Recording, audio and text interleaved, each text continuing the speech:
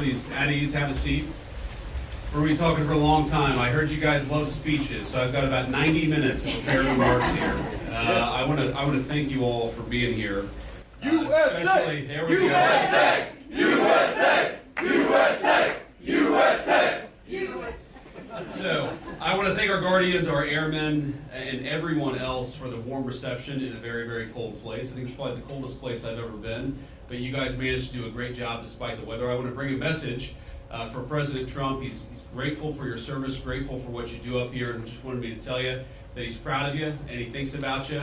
And of course, the same is true for everybody that's flanking me up here. We're thrilled to be here because the mission that you guys do is so important for the United States. It's important for our national security. And today, everybody that I met, to a person, was professional, was kind, was knowledgeable, and was dedicated to our country. You're a great credit to the United States of America, even though you are very, very far from home. I met some Texans and some Floridians today, and I thought to myself, man, you guys have really signed up for tough duty here in Greenland, but it's a beautiful place. It's a striking place, a very harsh place. The Colonel showed me around, but a very beautiful place. Even in right now, I guess we're still, at least here in Greenland, in the heart of what is winter, because winter, I guess, lasts about 9 months here in Greenland. So I want to thank our reporters for following us around today and covering what we're doing. We'll take some questions from the reporters, but before we did that, I wanted to give some of my special guests an opportunity to say a few words. So we, of course, are thrilled to be joined by Juliet, our National Security Advisor's wife, and by my wife, our Second Lady, Usha. And flanking me here on my left is Chris Wright, our Secretary of Energy, Mike Waltz, our National Security Advisor, and my dear friend Senator Mike Lee from the great state of Utah, who I joked earlier, I told Mike I'd give him a ride to Utah, and we ended up in Greenland. But I want to, because each of them care about this territory and care about the mission of the American military here in Greenland, for various reasons, touching each of the areas that they focus on, I thought it would be worth hearing from each of them for a little while. So, Chris, if you would say a few words about the importance of energy. Thanks, Chris. Here we are. I will. Echo the Vice President's comments to thank you for your service to our country, wherever it is, whatever it takes. And I think we see right here in this beautiful air base in the high Arctic what energy can do. We can make a tough high Arctic environment a beautiful place to live, a comfortable place to live, all sorts of scientific instrumentation, military mission to monitor what's going on in the world. None of this was possible not long ago. President Trump was elected to re-energize America, to take the beauty that you've seen up here and make that a thing of pride and ambition again. Not shaming of energy, not trying to stop its growth and its prosperity, but to re-energize it. So energy makes the world a beautiful place to live. It makes us comfortable and have long, opportunity-rich lives. I'm thrilled and proud to be part of this administration with President Trump and Vice President Vance. Thank you all for your service. I'm honored to be here. Thank you, Chris.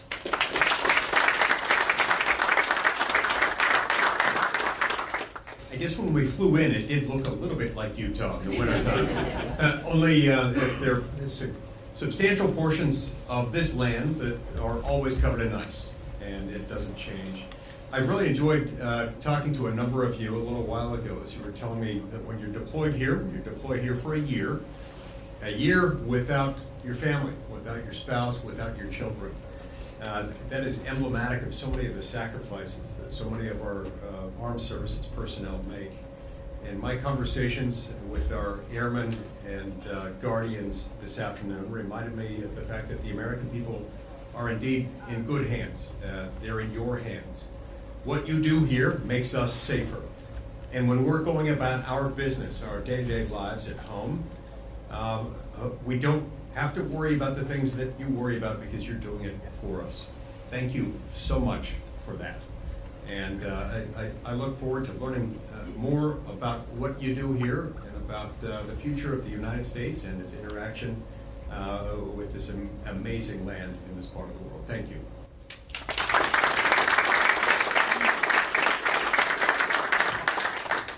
Thank you, Mr. Vice President, and I just wanted to take a minute and thank you all to the airmen and women, to the guardians who are keeping us safe day in, and day out. You are continuing a tradition of the U.S. military's presence in Greenland since World War II, a 1951 defense treaty, and President Trump is absolutely serious with the Vice President and with his team about the Arctic and the security that the Arctic brings and that you bring to the Western Hemisphere. This is about shipping lanes, this is about energy, this is about fisheries, and of course it's about your mission, which is keeping us safe and monitoring space, monitoring our adversaries, and making sure the American people can sleep safely in their homes day in and day out. So thank you for roughing it. Thank you for being without your families. I bet every one of you are going to pick somewhere in, I don't know, Florida or the Bahamas or something for your next duty station, I would think. But this is also, I mean, what an incredible adventure. I have yet to meet a veteran. My wife is a veteran. I am as well. And of course, the Vice President. I have yet to meet a veteran that says, wow, I regret my time in service. Instead, they cherish it the rest of their lives. So, appreciate this moment and this adventure that it is. And the American people, thank you. President Trump thanks you. And I know the Vice President and the Second Lady thanks you as well. And it's just really an honor to be with you today. Thanks so much.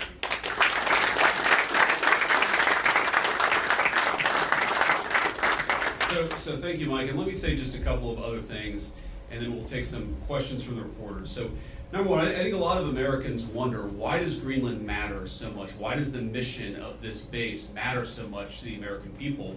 And I learned a lot about that today myself. Of course, you can read about it in a book, but I saw it up close and personal. And if, God forbid, to my fellow Americans, if a missile was fired from an enemy country or an enemy submarine into the United States, it is the people here before us who would give notice to our brave men and women further south in the United States to let people know what was coming and, God willing, to try to shoot it down and prepare for it. That's one of the things that we do at installations like this. We know that Russia and China and other nations are taking an extraordinary interest in Arctic passageways and Arctic naval routes, and indeed in the minerals of the Arctic territories. We need to ensure that America is leading in the Arctic, because we know that if America doesn't, other nations will fill the gap where we fall behind. So what you guys do is so critically important. I think a lot of Americans, certainly I, didn't realize it fully until President Trump started talking about the importance of our Arctic mission, about building upon it, and ensuring that America can lead in the Arctic for the next generation. And now I want to talk about, of course, the interaction and what Denmark, I think, has done, and sometimes in partnership with us, but let's be honest, what Denmark over the last 20 years has failed to do in some cases, because we know that unfortunately this place, this base, the surrounding area is less secure than it was 30, 40 years ago, because some of our allies haven't kept up. As China and Russia have taken greater and greater interest in Greenland, in this base, in the activities of the brave Americans right here, we know that too often our allies in Europe have not kept pace. They haven't kept pace with military spending, and Denmark has not kept pace in devoting the resources necessary to keep this base, to keep our troops, and in my view, to keep the people of Greenland safe from a lot of very aggressive incursions from Russia, from China, and from other nations. Now, President Trump, as he says all the time, and as a lot of people recognize, is a president of peace. We want to have good relationships with everybody. That includes, even to the extent possible, the Chinese and the Russians. But part of having good relations is showing your strength when you have to. And unfortunately, the story of Greenland over the past 20 years when it comes to security is that we've underinvested in the infrastructure, we've underinvested in the security architecture, and we've underinvested in the brave men and women who are doing a very hard job, as Mike said, to keep all of us safe. That has to change. Now, when I pointed out a couple of weeks ago that in some ways, with all due respect to our Danish allies, they had not kept pace, there was a lot of criticism from Denmark, a lot of attacks at the Trump administration, at the president, at me, at others in our administration for saying the obvious, which is that Denmark hasn't done a good job at keeping Greenland safe. And one of the things I heard was, well, what about the many Danes who lost their lives in the war on terror fighting alongside the United States? Well, look, we obviously honor the sacrifice of our Danish friends in the war on terror 20 years ago, just as, for example, the French honor the sacrifice of Americans in Normandy 80 years ago. But recognizing that there are important security partnerships in the past does not mean that we can't have disagreements with allies in the present about how to preserve our shared security for the future. And that's what this is about. There is no amount of bullying, no amount of obfuscating, no amount of confusing the issue. Our message to Denmark is very simple. You have not done a good job by the people of Greenland. You have underinvested in the people of Greenland, and you have underinvested in the security architecture of this incredible, beautiful landmass filled with incredible people. That has to change. And because it hasn't changed, this is why President Trump's policy in Greenland is what it is. It's consistent with the first Trump administration, where you saw significant investments in Arctic security, and it will continue over the next 4 years under President Trump's leadership. And let me finally, before I kick it over to the media, make one comment about the people of Greenland. The colonel here, the base commander, who came here first as a second lieutenant, and I guess, Colonel, this is your second duty station here, and we're proud of you and proud of all of you guys who are serving and helping keep us safe. I heard a lot about the respect that our American troops show for the local Greenlandic population, the way that we make and create shelter for hunters and dog slitters, the way that we found ways to turn over traditional tribal land to some of the local populations in order to ensure that they're able to live in accordance with their values. We respect, as the President said in his State of the Union address, we respect the self-determination of Greenlanders. We believe in the self-determination of the population of the people of Greenland. And our argument is very simple. It is not with the people of Greenland, who I think are incredible and have an incredible opportunity here. Our argument really is with the leadership of Denmark, which is underinvested in Greenland and underinvested in its security architecture. That simply must change. It is the policy of the United States that will change, and I'm proud to be able to stand here with so many brave Americans to better understand the security mission and better understand what you guys do each and every day. For that, I'm grateful for your service. I'm even more grateful. I love you guys, I'm proud of you guys, and President Trump stands behind you and will for the remainder of his administration. Thank you all. God bless you.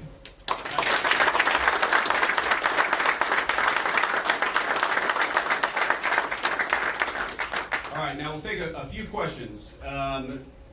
Both of you guys have your hands up. Whoever can go first. Red scarf, go first. Oh, sure. Thank you, Mr. Vice President. Do you have any plans, are there plans to expand the U.S.'s military presence in Greenland beyond this base? Well, are there immediate plans to expand our military presence? No, but are there general objectives that we want to accomplish that will certainly require us investing more resources, investing in additional military icebreakers, investing in additional naval ships that will have a greater presence in Greenland? Absolutely. And we know that's necessary because we know, as Mike talked about and certainly I talked about, there has been an expansion of the security footprint and the security interest of Russia and China.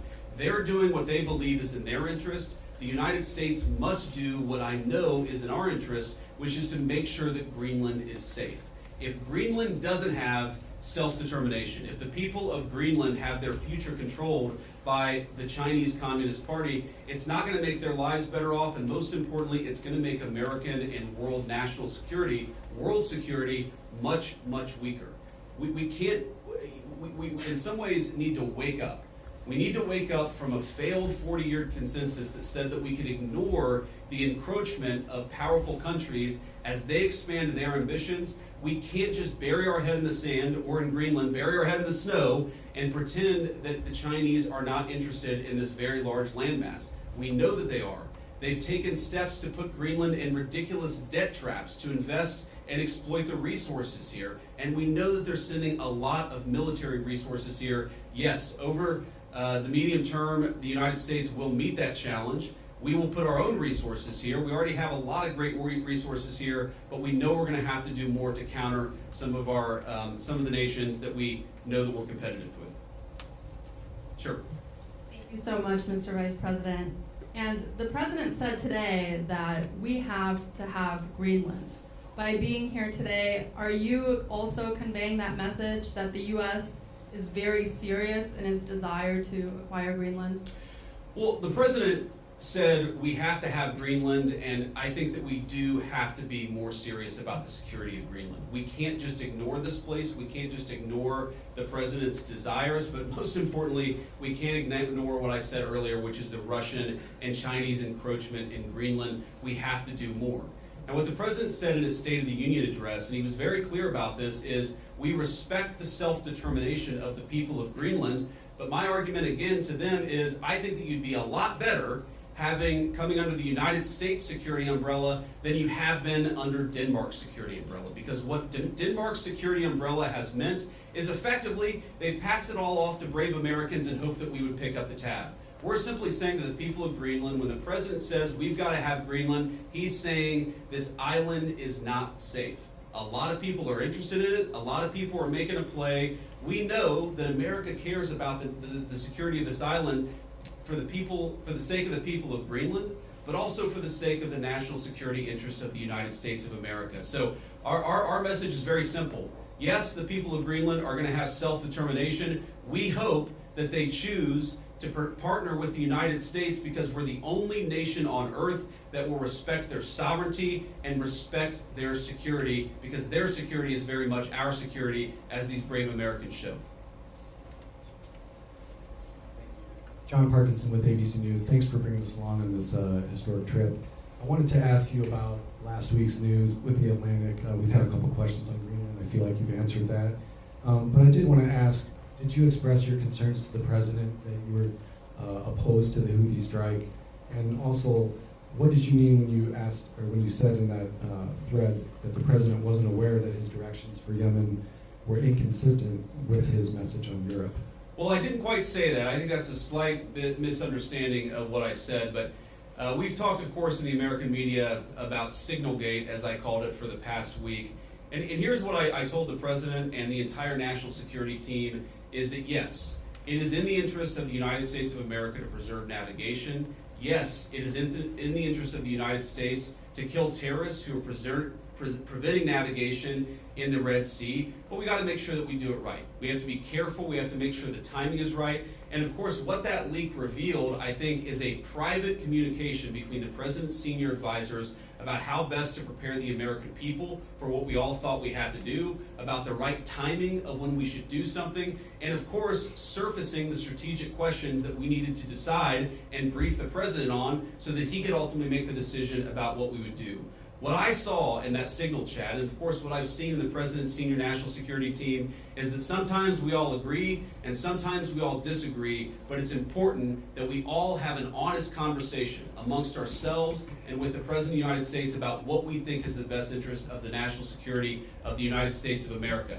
I support the President's decision to strike the Houthis. I always supported the President's decision to strike the Houthis, and I support the national security team having the argument about how best to serve the American people. Go ahead. In your security briefing today, did you see specific threats coming from China and Russia, things that you did not know about before? Are we talking battleships, icebreakers, any type of military equipment, or is it economic?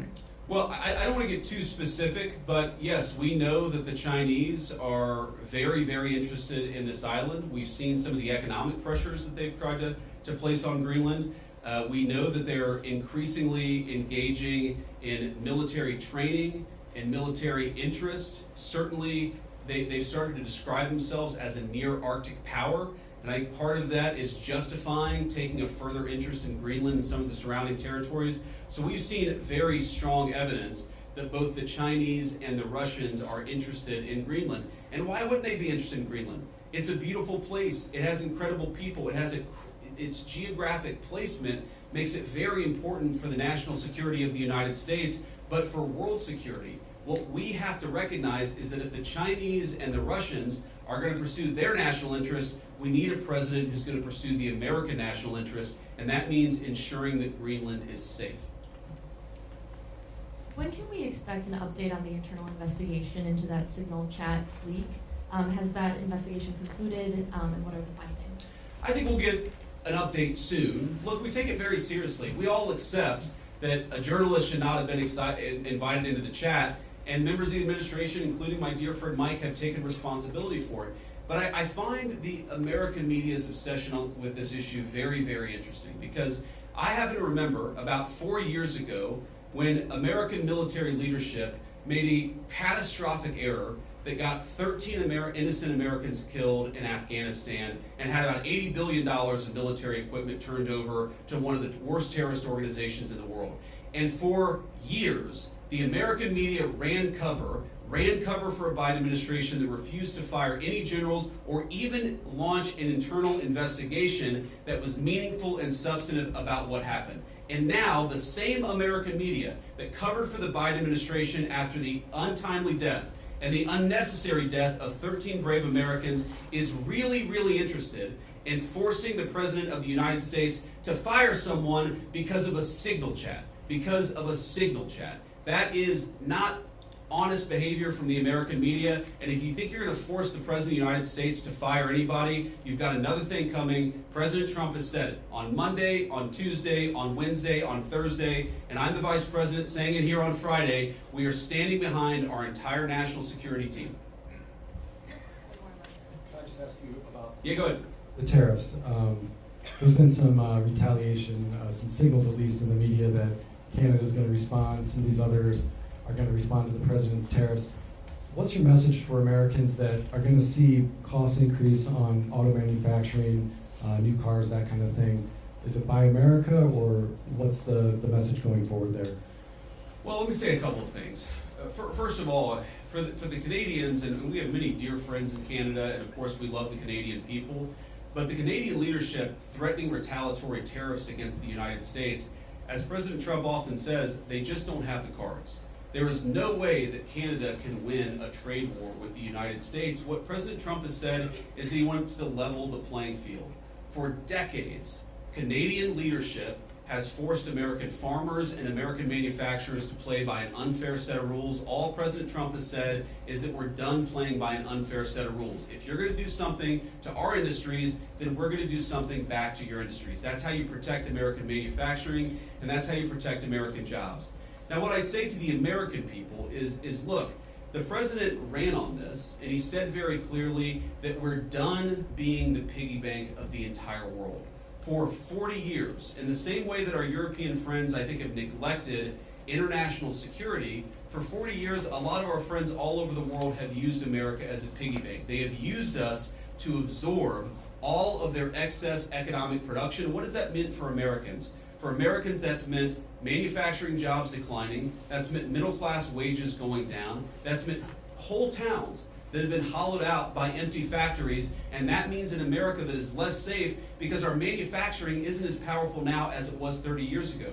I've got all these brave Americans in front of me and a few behind me too.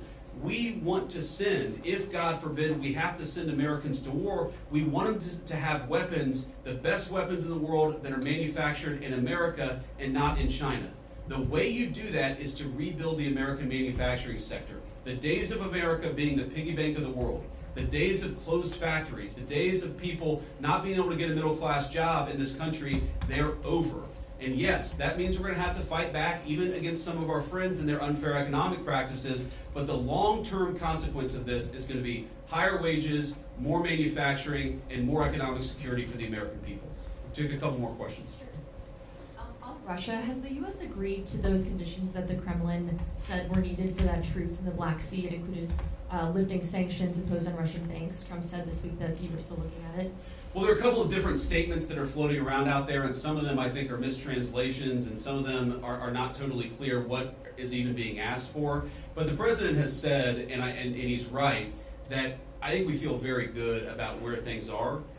We trust but verify. We make sure that what we're seeing from one party is met by the other party and vice versa. But I think that we've made an incredible amount of progress. We have to remember that this war started under Joe Biden's administration. It has led to an unbelievable amount of death and destruction. And for the first time in almost 4 years, thanks to President Trump's leadership, we have an opportunity to really achieve a peaceful settlement. The president's going to fight every single day to make sure that happens. And of course, we'll keep you guys updated as we continue to make progress. I do think, if you look at what we've talked about, we've obviously got this energy infrastructure ceasefire. We've got a Black Sea commercial ceasefire that I think is almost done. And once we get there, we'll work on the next stage of the ceasefire.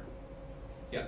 The president has previously not ruled out military force when he's talking about taking over Greenland. But your rhetoric today is more about encouraging the Greenlandic people to vote for independence. Do you think the rhetoric has changed about that, or what's your message there? No, I don't think it's changed at all. Look, the president said clearly he doesn't think that military force is going to be necessary, but he absolutely believes that Greenland is an important part of the security, not just of the United States, but of the world, and of course the people of Greenland too. It's very simple. I think the president's been very consistent here from his State of the Union, from his inaugural address, and every public statement that he's made. This territory, Greenland, really matters for the security of the United States. It's extremely vulnerable right now, and if the people of Greenland were willing to partner with the United States, and I think that they ultimately will partner with the United States, we could make them much more secure, we could do a lot more protection, and I think they'd fare a lot better economically as well. This has to happen.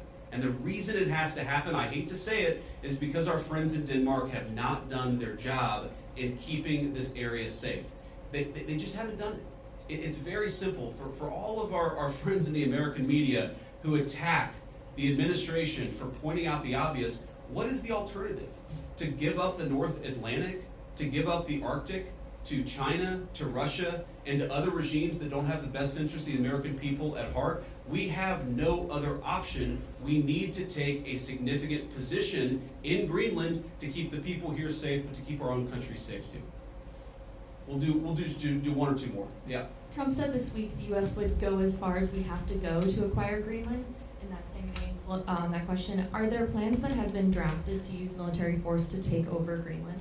Well, what the president has said, is that we need to have more of a position in Greenland. We need it, again, for the safety of the American people. And what we think is going to happen is that the Greenlanders are going to choose through self-determination to become independent of Denmark, and then we're going to have conversations with the people of Greenland from there. So I think that talking about anything too far in the future is way too premature. We do not think that military force is ever going to be necessary. We think this makes sense. And because we think the people of Greenland are rational and good, we think we're going to be able to cut a deal, Donald Trump style, to ensure the security of this territory, but also the United States of America. I'll do one more question. You spoke about economic interests, how the U.S. could develop Greenland more economically. Could you speak a little bit more about that? I know Secretary Wright is here. Have you guys spoken about energy? Senator Lee is here as well. Just wondering what those discussions have been like. My point actually is that other countries have explicitly gone after Greenland, and I think with a mind towards economic exploitation. Sometimes asking Greenland to get itself into terrible economic debt traps that would make the people of Greenland not self-determined and sovereign, but to mortgage their future to hostile foreign countries that don't have their best interests at heart. That is not what the United States of America wants to do. What we want to do is to protect the security of this territory because it matters for us and it matters for the people who live here. All right, guys, thank you all. And let me just say one more final word to the Guardians, the Airmen, the other service members gathered here. Thank you. From the bottom of my heart, it is incredible to be a vice president who has served just as our NSA, Mike Waltz, has served, to know the sacrifice that comes along with it, and to see that there are still incredible young Americans willing to put on the uniform and serve this country. You make America a better place, and you make an honor to serve as your vice president. God bless you guys. Thanks for having me.